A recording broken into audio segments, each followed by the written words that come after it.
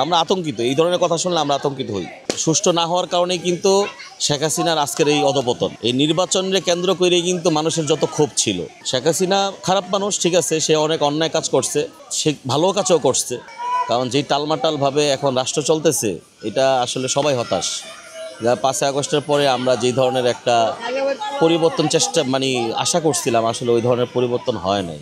সবচেয়ে বড় দুঃখজনক ঘটনা হলো 5ই আগস্টের সময় আপনার যেভাবে বাংলাদেশের প্রতিটা ফ্যাসিস্ট বিরোধী আপনার রাজনৈতিক দলগুলা একত্রিত হয়েছিল, বা আমরা একটা আশার বাণী দেখছিলাম আর কি। তো আসলে এখন বাস্তবতা হলো এটাই যে তারা এখন আর একত্রে নাই, যার কারণে এক একজন এক এক দিকে এক একভাবে এক এক মত মানুষের উপরে চাপায় দেওয়ার একটা চেষ্টা করতে, যেটা এই দেশের মানুষের জন্য সত্যি দুর্ভাগ্য যে যার যার মত সে ওইভাবে করে চাপায় দেওয়ার চেষ্টা করে, এবং ওইটার জন্য সবচেয়ে বেশি সাফার করতেছে জনগণ। কারণ সবাই জনগণের কথাটাই বলে, সবাই জনগণের কথাটা বলে যে জনগণ এটা চায়। আসলে জনগণ কি চায় সেটা তো জনগণ ম্যান্ডেটের মাধ্যমে বলবে, যে সে চায়, সেই ম্যান্ডেট তো হয় নাই। এই জন্য এটা নিয়ে আমরা এখন অগ্রিম কিছু বলতে পারবো না। আগামী নির্বাচনে সুষ্ঠু হবে, এটা সুষ্ঠু না হওয়ার কারণেই কিন্তু শেখ হাসিনার আজকের এই অধপতন। এই নির্বাচনকে কেন্দ্র করেই কিন্তু মানুষের যত ক্ষোভ ছিল।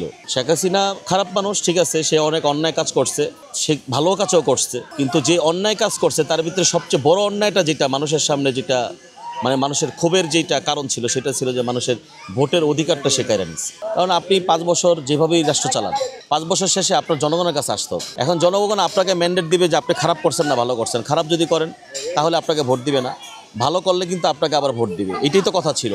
সে ওই ম্যান্ডেটের জায়গাটা যখন নাকি মানুষের জনগণ থেকে কেড়ে নিচ্ছে, তখন কিন্তু মানুষ এই যে এই 5ই আগস্টটা ঘটছে কিন্তু শুধু এই কারণে।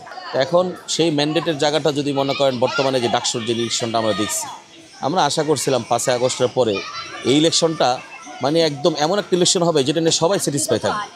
কিন্তু নীলক্ষেতের থেকে ব্যালট পেপার ছাপানো থেকে নিয়ে আপনার যে ইলেকশন ইঞ্জিনিয়ারিং হয়েছে, যেটা ভিতরে ভিতরে ব্যালট পেপার, একজন ব্যক্তি সে তো ভোটার, সে তো কেন্দ্রে যাইতেই পারে, সাথে সাথে গিয়ে সে অগ্রিম ছাপানো ব্যালট পেপার সিল মারা সেগুলোকে ভিতরে ঢোকাই দিয়ে আসা, এই ধরনের একটা ইলেকশন ইঞ্জিনিয়ারিং হয়েছে আমরা যতটুকু দেখতে পারছি বা শুনছি।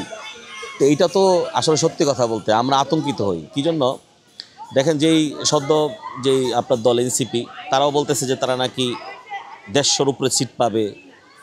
জামাতে ইসলাম বলতেছে যে তারা 160টা সিট পাবে। 24-এর নির্বাচনের আগে, 18-র নির্বাচনের আগে শেখ হাসিনাও এরকম বলছিল, তোফায়েল আহমেদ বলছিল যে এই 70-এর নির্বাচনের মতো এরকম ভূমিধস বিজয় হবে আওয়ামী লীগের। আমরা কিন্তু বুঝি নাই আসলে কী ভূমিধস হইতে পারে। এটা যে রাতের নির্বাচন হবে এটা কিন্তু আমরা বুঝি নাই। 24-এর নির্বাচনের আগেও সেম সিস্টেম হয়েছে, যে এই যে ভূমিধস বা অগ্রিম বলা, এই দেশের মানুষ তখন আতঙ্কিত হয়ে যায়। এই দেশের মানুষ আতঙ্কিত হয়ে যায়, না জানি তাহলে কোন ইলেকশন ইঞ্জিনিয়ারিং হচ্ছে। এবং এই ডাকসুর ইলেকশনের পরে এই যে যেই বিষয়টা আমরা এখন ওনারা বলে অগ্রিম বলে দেয় যে আমরা এতটা সিট পাবো, এতটা সিট পাবো। একটা রাজনৈতিক দল যে জীবনে কোনো দিন 31টা সিট পায় নাই, সে এখন নাকি 160টা সিট অগ্রিম বলে দেয়। যেই দল মাত্র জন্ম হয়েছে সেই দল বলে যে আমার নির্বাচনে আমি 150-র উপরে সিট পাবো, তখন আমরা আতঙ্কিত হয়ে আসি।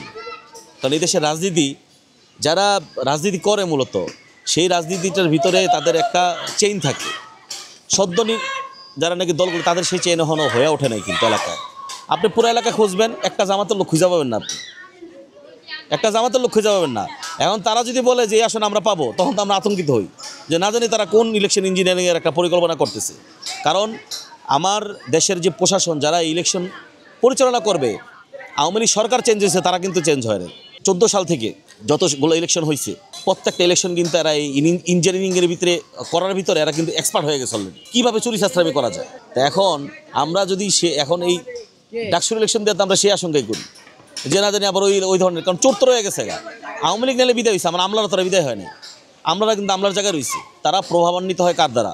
সরকারি বড় বড় ঊর্ধ্বতন কর্মকর্তারা প্রভাবান্বিত হয় কিসের দ্বারা? আপনার নেতাদের দ্বারা। এখন যে প্রশাসনের যারা আছে তাদের দ্বারা যদি তারা প্রভাবান্বিত হয়ে যদি মনে করেন আপনার এমন হয় যে ওই ইঞ্জিনিয়ারিংয়ের ভিতরে তারা ওই ফাঁদে পা দেয়, তখন তো আমাদের জনগণের কিছু করার থাকবে না। আসলে আমরা আতঙ্কিত, এই ধরনের কথা শুনলে আমরা আতঙ্কিত হই। আমরা চাই জনগণের প্রকৃত ম্যান্ডেট, যাকে ভোট দিবে সেই দেশ পরিচালনা করবে, তার ভালো মন্দ কাছের যাচাই বাছাই করবে এই দেশের জনগণ। পরবর্তী 5 বছর পরে তারা তখন যদি ভালো দেখে ভোট দিবে, খারাপ দেখলে ভোট দিবে না। এটা জনগণের উপর ছেড়ে দেওয়া উচিত।